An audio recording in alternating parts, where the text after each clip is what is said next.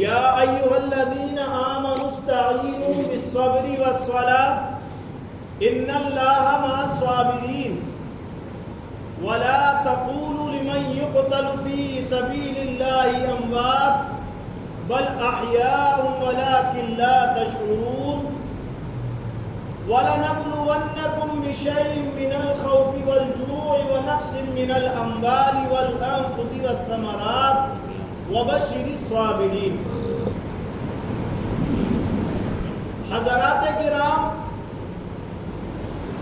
یہ دوسرے پارے کی آیت مبارکہ ہیں۔ اللہ تبارک و تعالی ان آیات مبارکہ کے اندر ہمیں اور آپ کو یہ نصیحت فرما رہا ہے، فرماتا ہے یا ایھا الذین آمنوا استعینوا بالصبر والصلاۃ۔ اے ایمان والو، دیکھو قرآن میں کہیں آتا ہے یا ایھا الناس، کہیں آتا ہے یا ایھا الذین آمنوا، تو ناس جہاں آتا ہے وہاں مراد کفار مکہ ہوتے ہیں، اور آمنو جہاں ہوتا ہے وہاں ایمان والے مراد ہوتے ہیں۔ تو یہاں فرما رہا ہے یا ایھا الذین آمنوا استعینوا بالصبر والصلاۃ، اے ایمان والو مدد چاہو نماز کے ذریعے اور صبر کرو نماز کے ذریعے، یعنی تم نماز کے ذریعے اللہ سے مدد چاہو۔ مطلب یہ ہے کہ نماز پڑھو، جب نماز پڑھو گے پابندی سے نماز پڑھو گے تو ایک دن وہ آئے گا کہ اللہ تبارک و تعالیٰ تمہاری خود بخود مدد فرمائے گا۔ اور جب نماز تمہاری صحیح طریقے سے نماز ہوگی، نماز پڑھنے کا طریقہ صحیح ہوگا، خدا کی رضا کے لیے ہوگی، اللہ کی رضا کے لیے ہوگی، تو وہ نماز اللہ نے قرآن میں آگے فرمایا ہے کہ ان الصلاۃ تنہی عن الفحشاء والمنکر، بے شک نماز بے حیائی اور بری باتوں سے روکتی ہے۔ تو جب انسان نماز پڑھتا ہے سچے دل سے خدا کی رضا کے لیے، ایک دن ایسا آتا ہے کہ اس کو برائیوں کو دور فرما دیتی ہے، اور جب برائیوں سے انسان دور ہو جاتا ہے تو اللہ کے قریب ہو جاتا ہے۔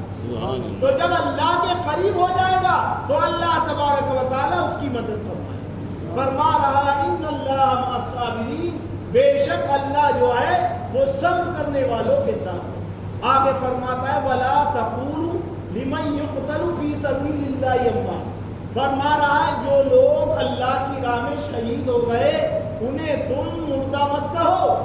وہ زندہ ہیں۔ اللہ فرما رہا ہے وَلَٰكِن لَا تَشْعُرُونَ، اور تمہیں شعور نہیں ہے، وہ زندہ ہیں جو اللہ کی راہ میں شہید ہو گئے۔ اور دیکھو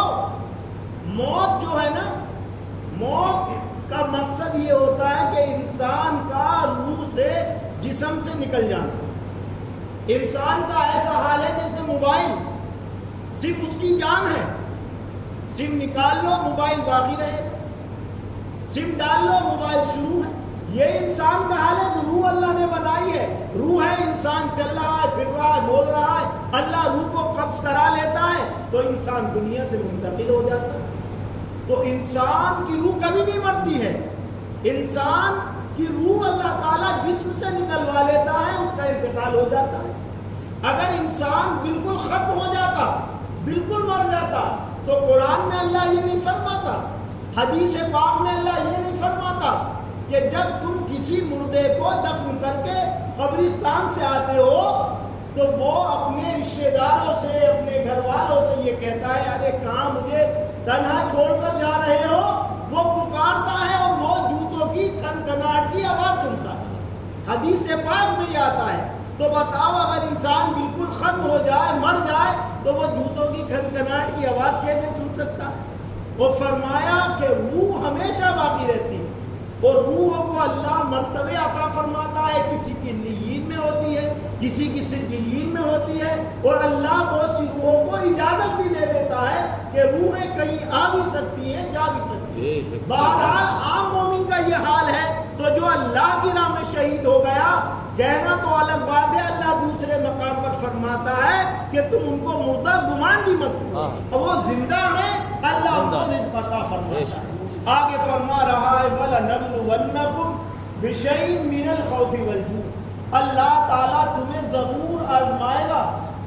تمہیں خوف دے کر، تمہیں بھوک دے کر، تمہارے مال میں نقصان ہوگا، تمہاری اولاد دنیا سے جائے گی اور اللہ تعالیٰ تمہاری آزمائش لے گا، تم گھبرانا مت۔ اللہ کسی کو مال میں نقصان دیتا ہے، کسی کی جوان اولاد کو لے لیتا ہے، کسی کو بھوک دیتا ہے، کسی کو روزی کم دیتا ہے، کسی کو زیادہ دیتا ہے، لیکن تم گھبرانا مت۔ اللہ تعالیٰ یہ آزمائش لے رہا ہے، امتحان لے رہا ہے، یہ مت سمجھنا اللہ بندوں کا امتحان لیتا ہے۔ جو اس گھڑی میں کامیاب ہو گیا، جس نے سمجھداری سے کام لیا، اللہ کا شکر ادا کیا، غریبی ہونے پر بھی، تو اللہ اس سے راضی اور خوش ہو جاتا ہے۔ ایک روایت کے اندر آتا ہے،